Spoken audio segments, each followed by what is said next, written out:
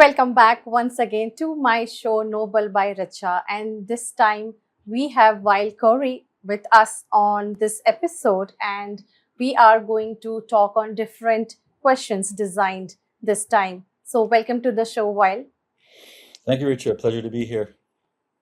Thank you so much, and we would love to know about you, your journey, and then we can step on the questions designed. Absolutely. And again, thank you so much for having me on this show. Um, my name is Wael Khoury. I am Lebanese American and based in Doha, Qatar. I've been in Qatar for about 18 years now, so it's the longest place I've lived, I guess, in my life with my family.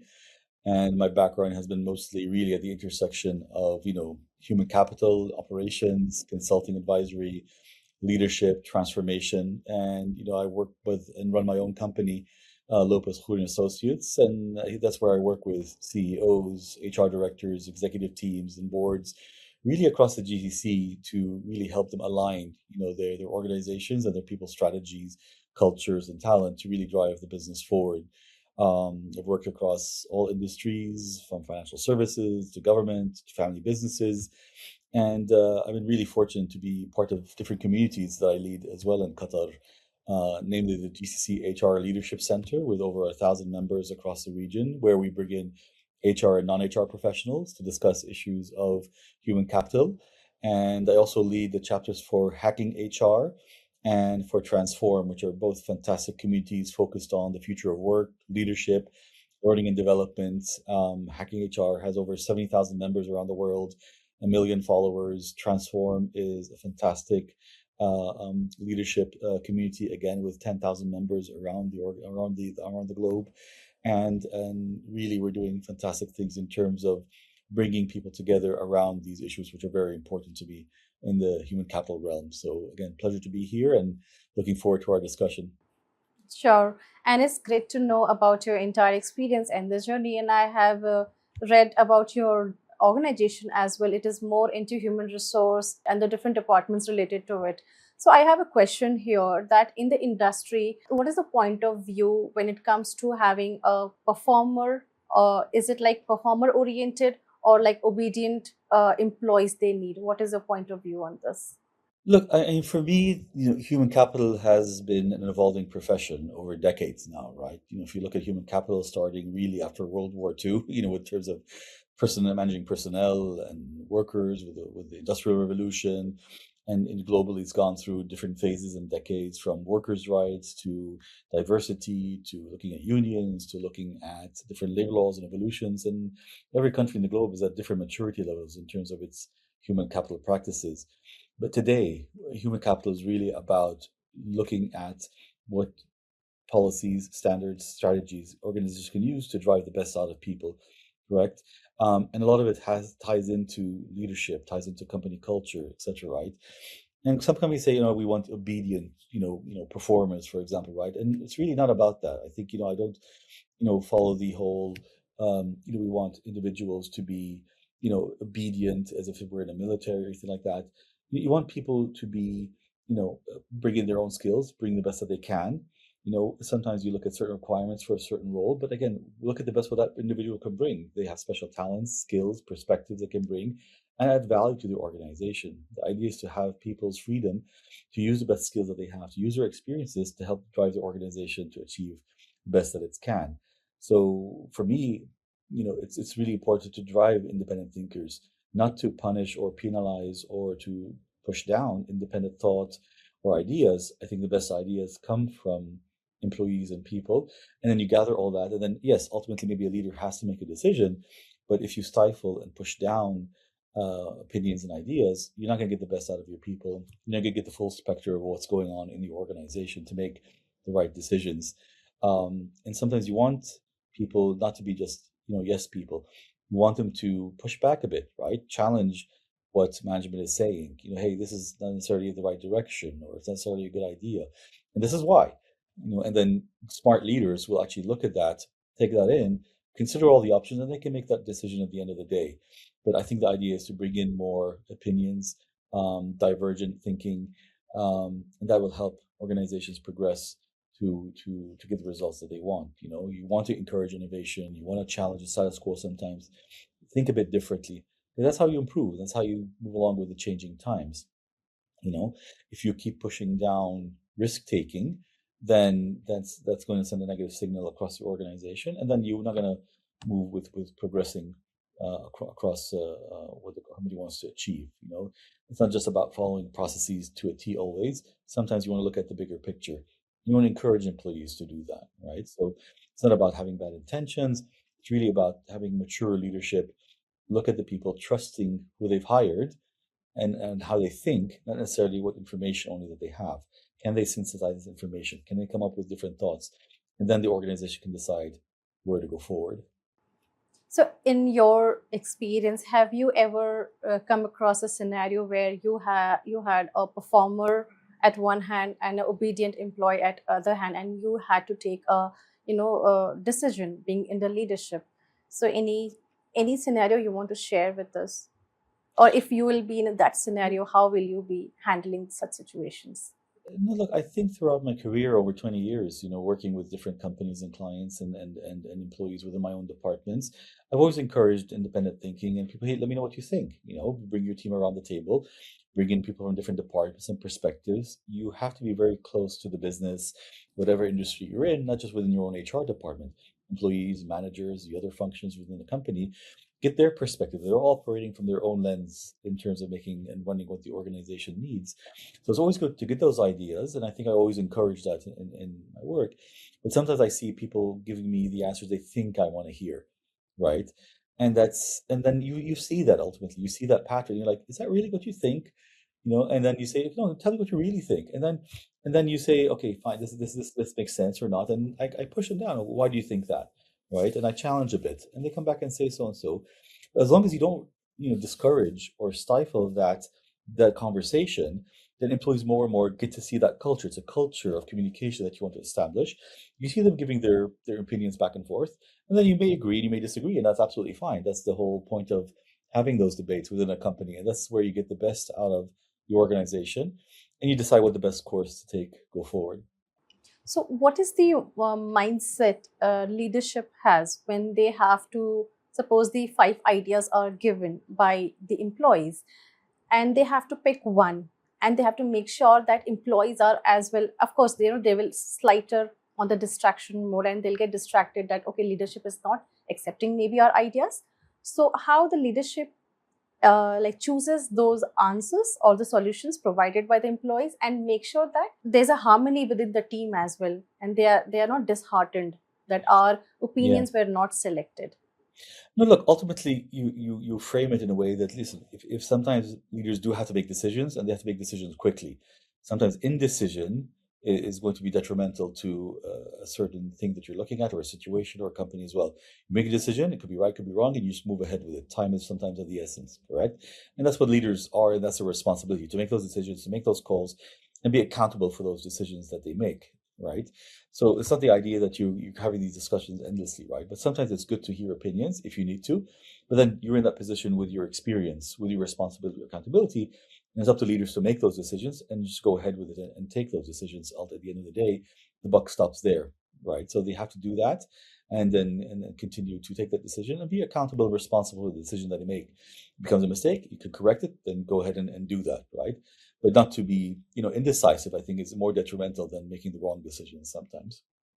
Okay, so on this answer of yours, I have a question that still, even after giving leadership, make sure that all the employees are maintained equally, given all the opportunities equally. Still, we see that high performers at some point of time they feel that okay, they are in a situation where they need to leave the organization. So why this scenario happens that the most of the companies we have seen the trend that high performers only always most of the time they leave, and it's like silent attrition.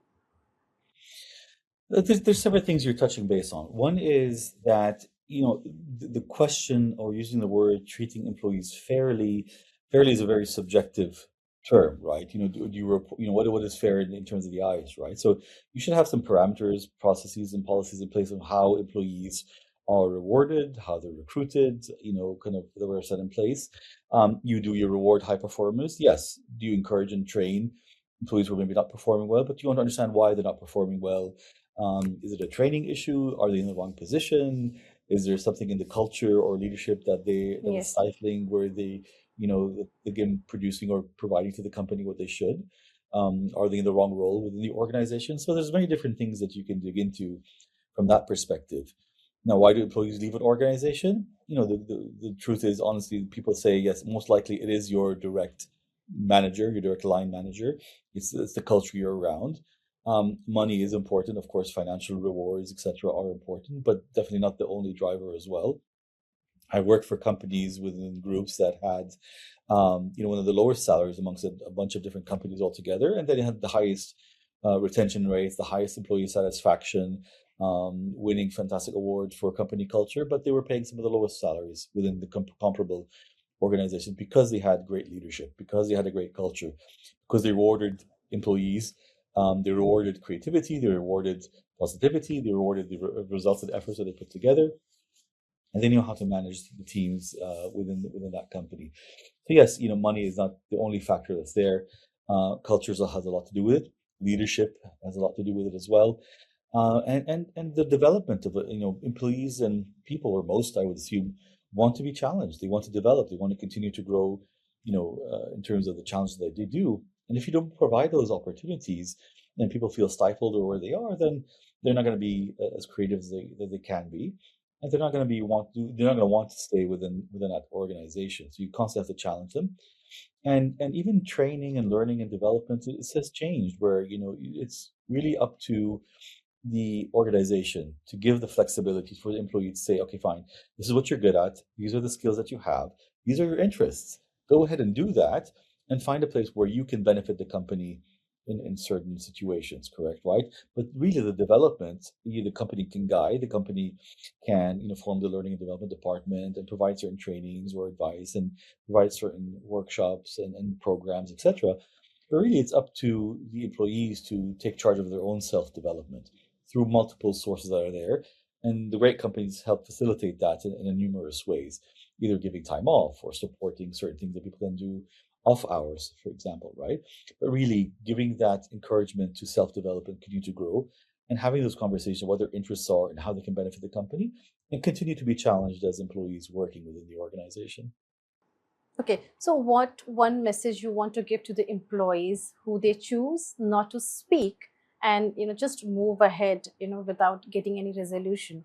So what is the one message you want to give so that before they come to a conclusion that they should move ahead, they should go ahead and talk to leadership and work upon upskilling? Um, I think it's really about having that courage to have that discussion. Again, circumstances change. The country where you're in is going to change. Country culture, company culture, itself, the department, the leader that you have at that time, or the person running that department. I would always, take the first step. Be positive. Have that first step. You're in a career. People spend, two-thirds of their of their life at work. You want to make sure you're happy. You're in a safe environment. You're encouraged. You're doing meaningful work, right? You're rewarded fairly for it, or as what you see fit. But have that first take that first step, and have that conversation with, with your line manager. Have it with human resources. Have it with different people. Potentially, there's a mentor you can work with within your organization. Have those conversations. Say, this is where I want to go. This is what I think I'm lacking. This is what think I need more support from the company with, and this is what I am able to give you guys if you help me with so. And ideally, smart organizations support in that way, right? Because what do the organizations want? They want the best employees to be at their best, to provide Yeah. what they can, to use their skills to reach the goals. So I think I encourage employees to speak with their managers, and you have to stay positive, right? So it's really about staying positive, drive, have those conversations, and I think they'll be surprised, right? So why a smart manager will not say no to helping an employee develop their skills, which ultimately is going to help the company as well. So why would anybody prevent that? Yeah, rightly said. And like again, I have one add-on question here: how the leadership, reacts when their team members leaves. So does it affect them on some level? And because getting a new resource and training and then getting them aligned with the client or the work is a wholesome task. So when the employee leaves, how leadership, process those thoughts?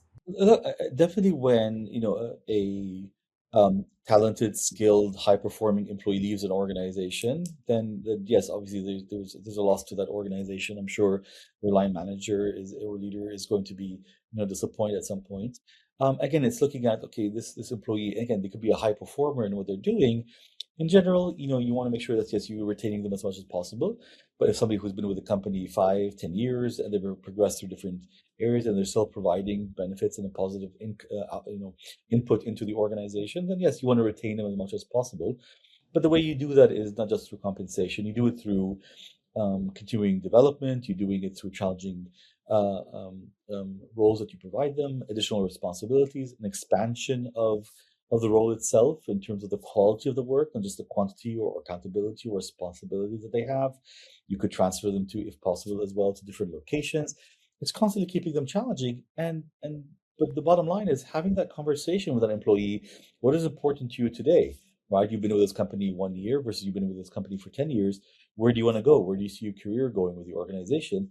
And come up to a win-win situation that has to happen there, right? So ideally, we're talking about positive employees who are contributing strongly to the organization, and there's a continuation of that going to the future where they can still add positive contributions to the company, and how do you maintain that going forward? Now, again, in companies in general, sometimes you have employees who are fantastic performers in what they're doing, but the company is evolving, right? They're changing the nature of their work. They're changing the strategy. The world around them is changing. You need people with a different mindset, a different outlook. So you could be a good performer where you are, but you're not what the company. Nothing inherently wrong with what you're doing in your task today. But maybe you're not the right person for this company for the next 10 years, or the company is going. And that's a much bigger question or much different direction that HR departments and leaders have amongst each other to say, okay, fine, who are the people we need to go forward with this organization to where this company is going over the next 5, 10 years, etc. Okay, so on this change part, which happens in the industry, so at times there is a scenario where when there are changes in the department or the entire org structure, at times there is a failure at the leadership level. So, what is the reason and how leadership tackles and comes again, like a bounce back to take the entire project or the team ahead, keeping that the revenue has to be maintained on a profit note. Look, the world around us is constantly changing, right, Richa? So it's again, companies go through changes. Some are small, some are large, some are internal to the company that happen based on the progression of the company's activities. Some are directed and initiated on purpose by the company itself. Say we need to go through a certain initiative or a certain project because of certain reasons, whether it's a new IT system, whether it's a new strategy, whether it's a new marketing campaign, whether it's a new culture we want to start embedding, which is a whole different aspect, right? And you want to drive that change within the company itself. And sometimes change is forced upon you, right? Within, turmoil in the region. It could be economic situations. It could be trends in the tech world that you have to adapt to, or you will be left Yes. behind. So change is constantly happening, and the idea is that and employees really don't if they don't fear change itself, right? People are willing to change if they understand what the change is about. They understand that this is towards a positive outcome and why they're changing, and if they're part of that process, right? When there's uncertainty and there's a lot of gray areas and there's no clarity on why we're changing, what is happening, what is my part in all this, what is expected of me, and what is going to happen to me or to my team, for example, then that's where you get that uncertainty, and that's where change sometimes doesn't stick, correct? So the idea, if you want positive change to happen internally, let's say for within an organization, you bring in everybody, you talk to all the different departments, all the stakeholders.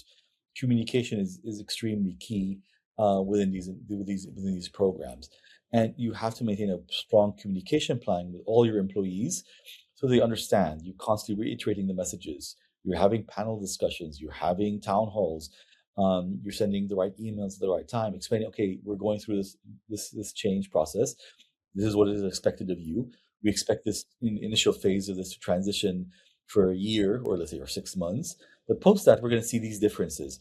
And this is what we expect you how to handle those situations. And these are the resources you can go out to if you have any questions. Or if you're part of that, we expect you to help us and make this change last and stay. And this is why. So this is what's very important. And how do you manage change? So you don't want to come in there and start communicating or firefighting, too late down the line when you're 6 months into a project and nobody knows what's going on, or worse, they don't know why it's happening and what's going to happen or how it's going to affect them. But then it's a bit too late, and then you're playing reaction to employees within your organization, and it's not going to be very successful. And that's why many transformation or change initiatives fail within companies because they've missed certain key elements that employees have to take care of or leaders have to take care of. And again, it's very much based in employees' psychological. It's a psychological issue as well, right? It's about safety. It's about feeling understood. It's about listening. It's about having a voice within these processes. It's about understanding, how do I react to these situations and what safety nets do I have if I feel like there's a threat within this change that's happening. Am I hearing the right messages, and is leadership communicating the right messages to their employees to understand, no, this is a safe process. This is what we're doing over here. This is why we're doing it. So they understand, what the results are going to be, and that things will be okay. Okay. So, like, while facing all these challenges and trying to sort out everything step by step, how the resilience is maintained and balanced when it comes to psychological aspects being at the leadership level? Resilience is something that is very very important, and we understand this as the world has gone through multiple different crises to be health situations to political crises to economic situations, right? Resilience at the company level, at the country level, within the organization itself, at a personal level, very important to do. And that sometimes obviously takes practice, takes experience, etc., right? But you want to make sure that people are prepared for that through communication, through training, providing the right framework and support framework that's there, being open always. When employees feel that their managers and their leaders have an open door policy in terms of coming in there, they're very close to their employees, managers are close to the employees, having regular meetings, conversations, and just listening to the employees themselves.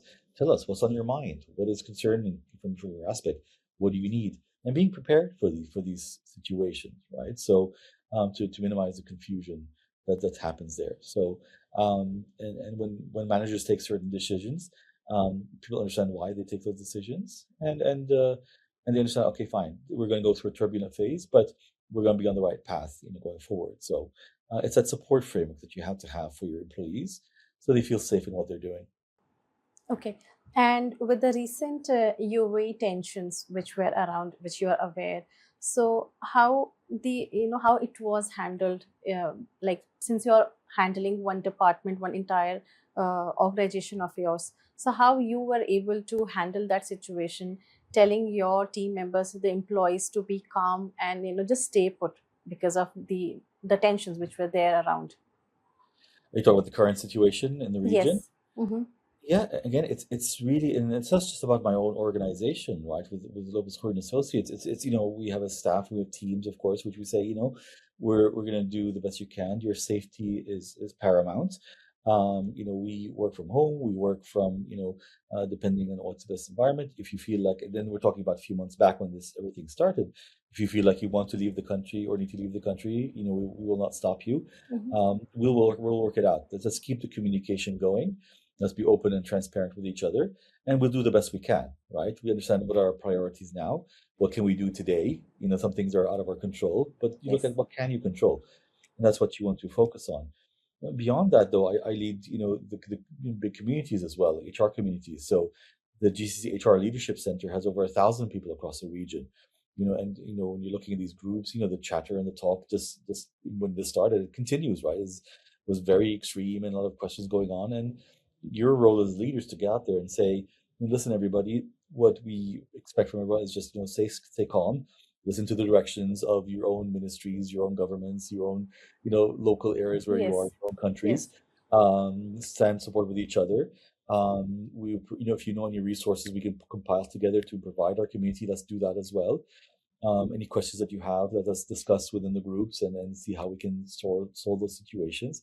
You have to step up as a leader, and leadership shows when you're during a crisis mostly, right? And it gets better and better with experience. You've got to get in there and set the right tone for the communities that you're leading, and that helps definitely keep people safe, secure, right, to the extent that's possible. it helps guide them in these different areas. That's great to know that you and your entire team did handle the situation very calmly. So do you want to give any summary for all the questions which we discussed and give a message to our audience, and then we can have a wrap for today? Yeah. Look, I think these are very, very important questions you're asking, Richa. So really, and they all tie into certain things. One is that, leadership is extremely important, right? The right kind of leadership, not necessarily authoritarian, not necessarily very dictative, but really somebody who, for me, leadership is about bringing people together to achieve a better good or a greater outcome or a better outcome with everybody, right? And it takes different forms and shapes. It's really how do you, motivate employees to go through the tough situations, and leadership shows in the difficult situations, right? And they anticipate where things could be headed, and they look at the better interest, the best interest, not of themselves, but of the entire people that they're leading, the community itself, or an organization, or a family, or whatever it is. You have to look at the biggest interest or the better interest for everybody. What is that interest, and how do we help maintain that or achieve that? So again, there are different themes that tie into everything we talked about. How do you motivate people? Some people are motivated and then they're already, challenged, and they have big goals, and that's what you want to achieve. But you want to continue to maintain that. You want to deflate that from them, right? You want to keep giving them challenging goals, listening, communicating with them all the time, helping giving them more and more challenges and more responsibilities, helping them grow with the organization. Yes, they have certain responsibilities, but I'll say, hey, you're good at this aspect, or you're very strong in that aspect. What can you do for us in this area? And encourage that, right? Encourage the creativity, encourage the communication, and that really gets to a better good that's out there, right?